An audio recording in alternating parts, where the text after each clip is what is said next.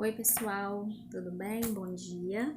Vamos começar mais uma aula boa, né? Para todo mundo aprender mais, para não ficar parado dentro de casa, né? Então vamos lá?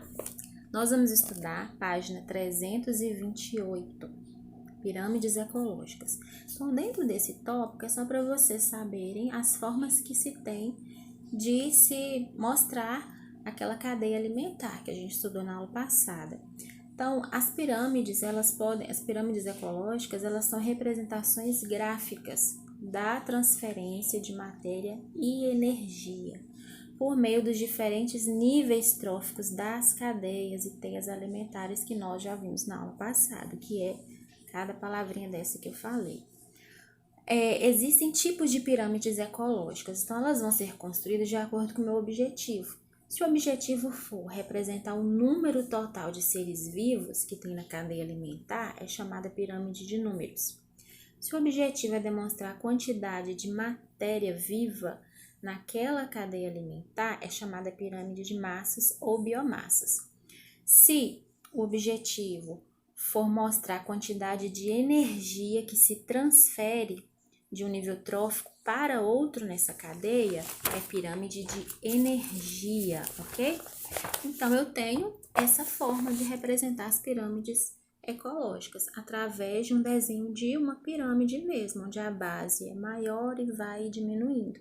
Então, a base da pirâmide é o produtor, depois vai passar para o consumidor primário, secundário, terciário, e assim por diante, tá?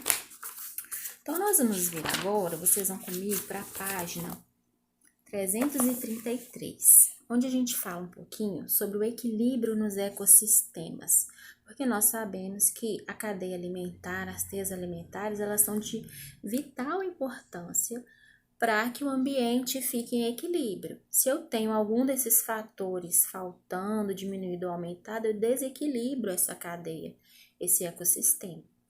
Então, uma das principais características de um ecossistema é exatamente essa autossuficiência, tá? Ele é autossuficiente para poder organizar essa situação, se ficar por conta da natureza. E aí a gente vai ver mais na frente, quando o homem entra em ação, aí já essa autossuficiência é prejudicada. Por exemplo, num ecossistema aquático, para a gente saber esse equilíbrio, os produtores, eles são representados pelas plantas e pela que ficam na margem, né? E no fundo ali, além do fitoplâncton. Estamos falando de ecossistema aquático. Na própria apostila tem um desenho aí de um lago dos animais que vocês vão olhando comigo.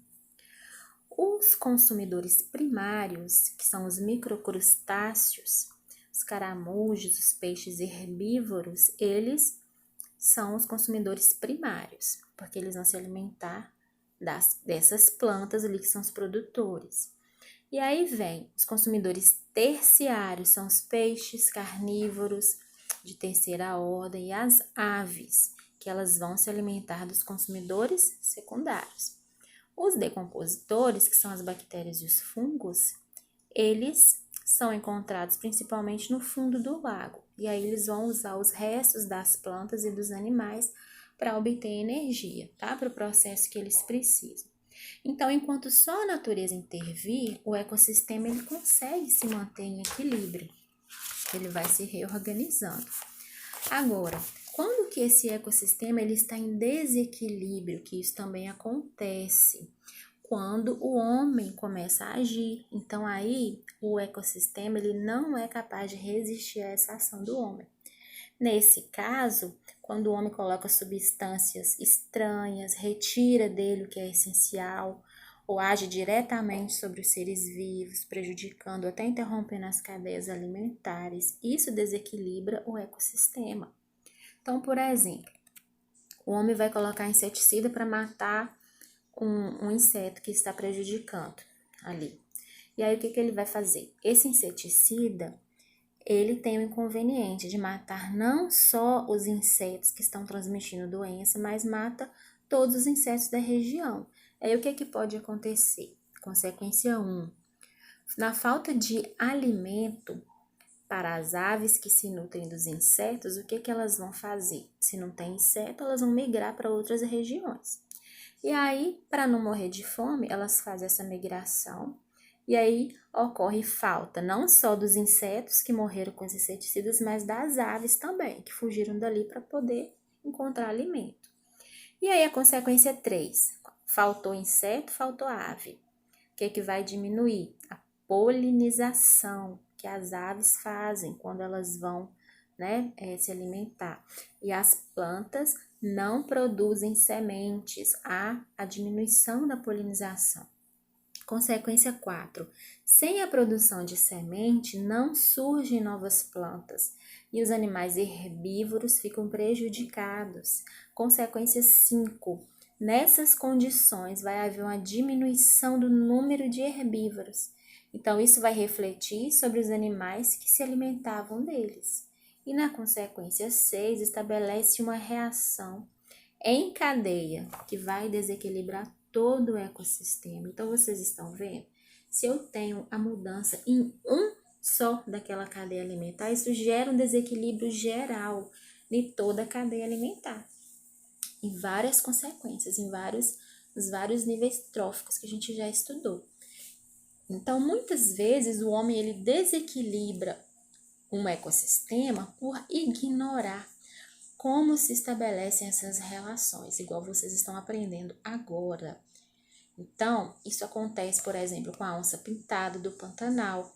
Como ela se alimenta de gado, ela se torna vítima de uma perseguição dos fazendeiros que querem matar as onças para proteger os rebanhos deles. Só que essa matança, ela aparentemente sem consequência, ela pode provocar sérios desequilíbrios lá no Pantanal. Então, em primeiro lugar, considera-se que o número de animais abatidos pela onça é pequeno, né? Então, ela vai matar, vai se alimentar, ela não vai ficar matando um monte ali por dia.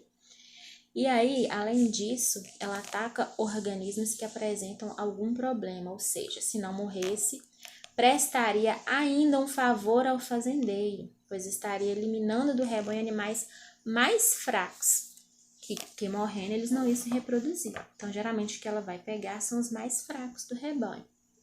E assim ela estaria contribuindo para a formação de rebanhos cada vez melhores, mais fortes e mais apurados. Então, gente, isso aí é só para vocês terem uma ideia de como que realmente pode haver esse desequilíbrio e o homem é um fator importante nessa ação. Então, que vocês pensem nisso também, como é importante nós conhecermos isso para a gente evitar esse problema, ok? Até a próxima aula, então.